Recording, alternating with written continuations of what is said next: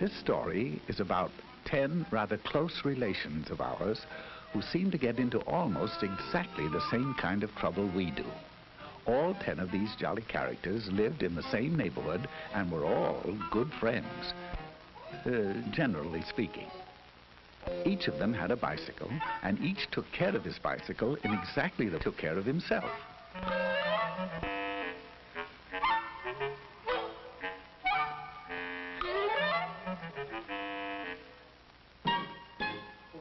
One day they held a group think and decided to have a picnic in a little park just 9 blocks away. Now that doesn't sound far, but a lot can happen in 9 blocks, right? Well, sound off out there. I said right? Right.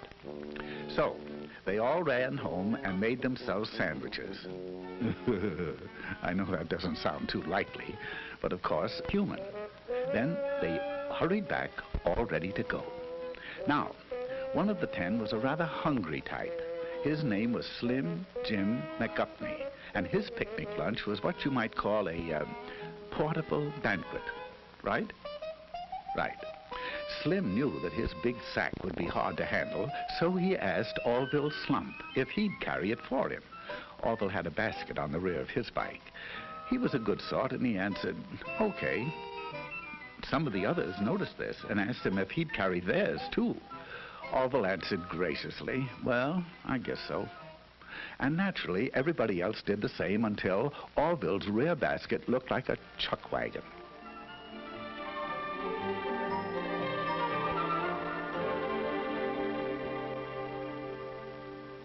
At last, they were ready to go, and at a given signal, they went.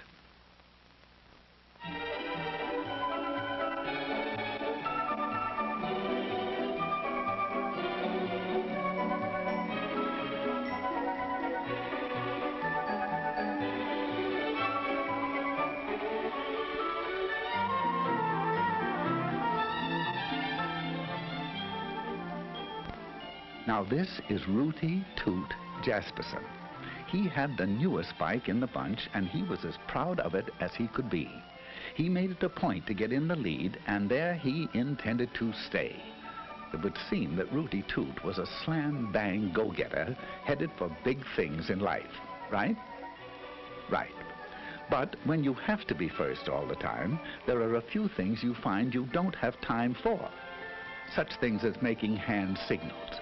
Oh, he knew very well that bike riders are supposed to signal just like auto drivers.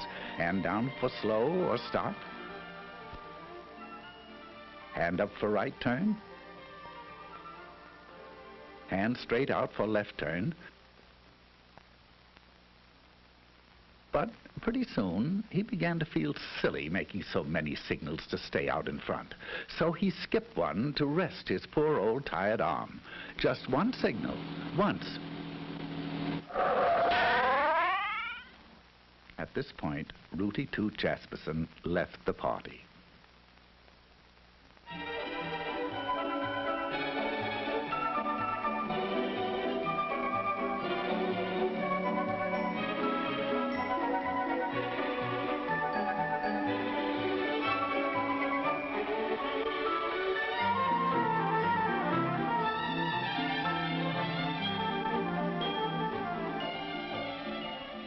This charming little thing was actually christened Tinkerbell McDillingfiddy.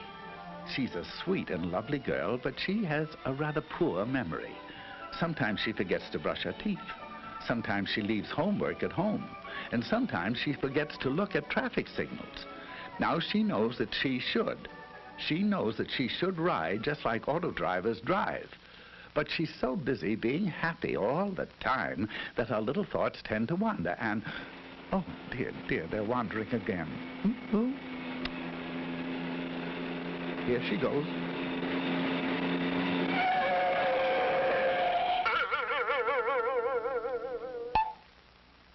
exit Tinkerbell McDillingfitty. She forgot now and then.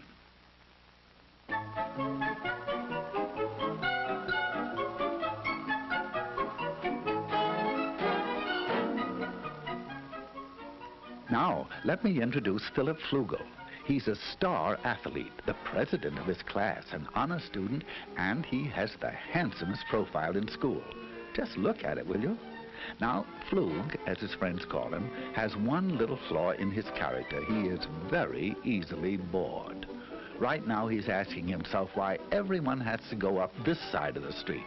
It's so samey. So, proving that even a class president can make mistakes, he decided to ride against traffic. Oh, he knows that auto drivers never do this, and that he should follow the very same traffic rules. But he's in the mood to do something different. Anyway, there are no policemen around to see him.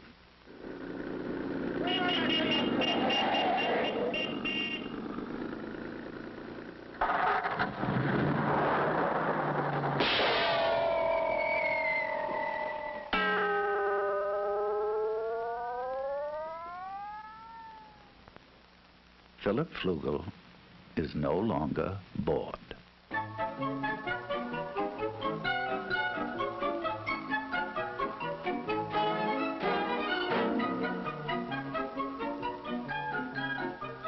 You've probably wondered about this fellow on foot. Well, his name is Mosby Pomegranate. He is splendid in dramatics, but he works so hard memorizing his lines that he doesn't get around to a lot of other things. He never made it down to register his bike and get a license for it.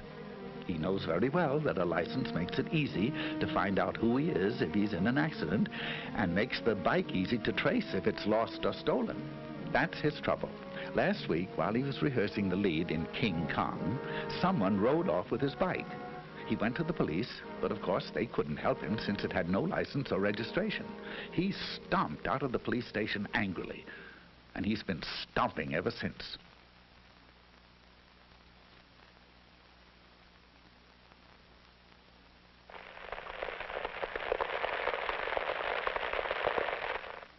Farewell, Mosby Pomegranate, victim of fallen arches.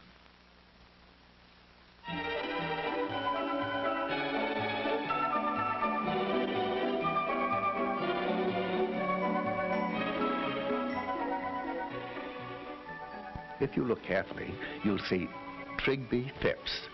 He's the smaller one in Eclipse, trying to make that bike go. His passenger is an old friend of ours, Slim Jim McGuffney. Slim Jim's bike recently collapsed from the effects of his diet, and Trigby, being a nice little fellow, agreed to ride him.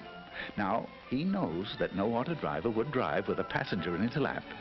He also knows that you can't see ahead very well with someone on the handlebars, and that you can't control the bike well, and that you can't make signals either. Furthermore, it is tiring. Right? Right.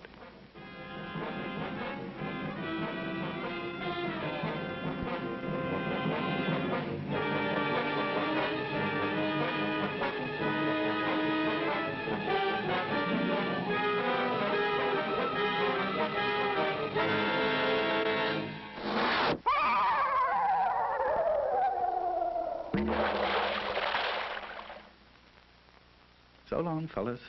There seems to be a flaw in the buddy system.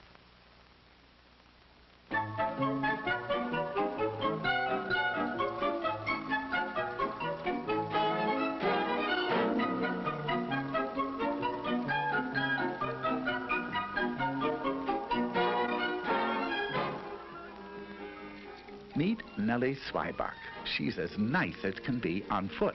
But when she gets on that bike, sweet Nellie becomes terribly impatient with other people's driving. Although there are only a few left now, she's having trouble sharing the street with them. So Nelbert is about to make a decision she'd never make if she weren't angry. There she goes. There she goes. She knows that riding on the sidewalk isn't allowed in her city and many others, and that even where it is, pedestrians always have the right of way. But Nelbert's upset, and she'd like to know just one good reason why she shouldn't take over the sidewalk all to herself.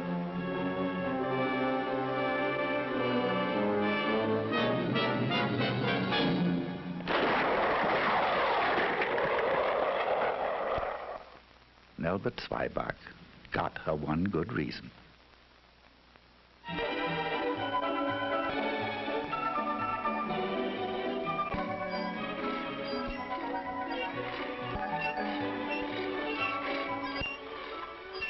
Those noise of transportation of Filbert Bagel. Filbert hates his old bike. He refuses to take care of it because his folks will probably give him a new one for his birthday. He can't see any reason for taking care of a heap of junk, even if he made it that way himself. He will in a moment, though. You see, he doesn't know it, but he'll find out that there's not a shred of a brake left.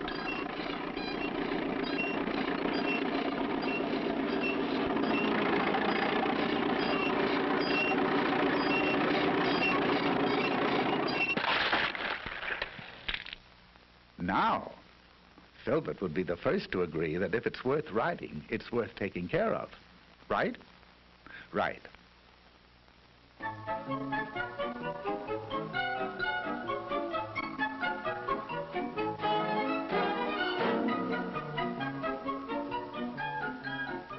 Quickly meet Stanislaw Higginbottom while you can. He's a nice boy, but he won't be with us long.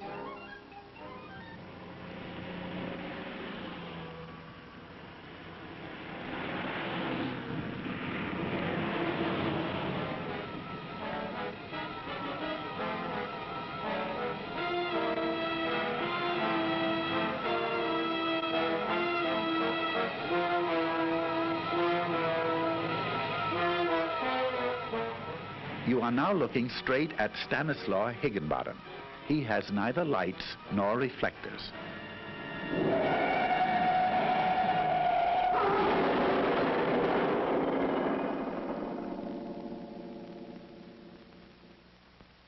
Stanislaw just wasn't quite bright enough.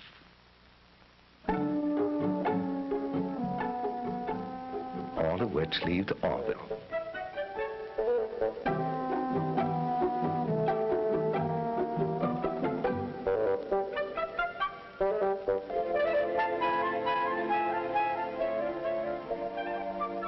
He'll get fat, all right.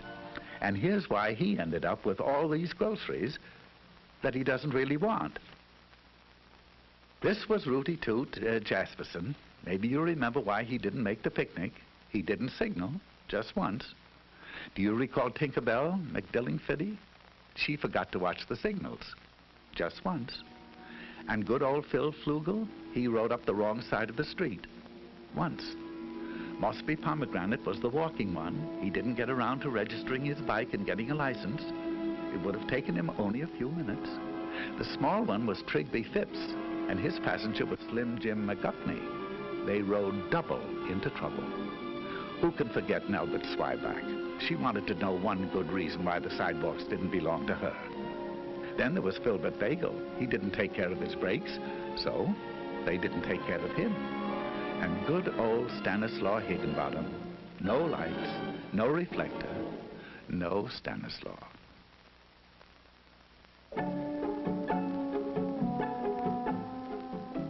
So that's why Orville Slump is picnicking alone today. He watched the signals, he obeyed traffic signs, he made hand signals, he rode alone, he stayed on the right side of the street, got a license, rode just like auto drivers drive, and kept the brakes and all in good condition. And he got fat. Of course, it was very lonely, but not as lonely as this.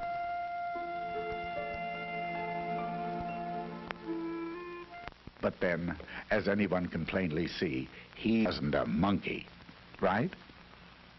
Now, that sounds as if you really mean it, right?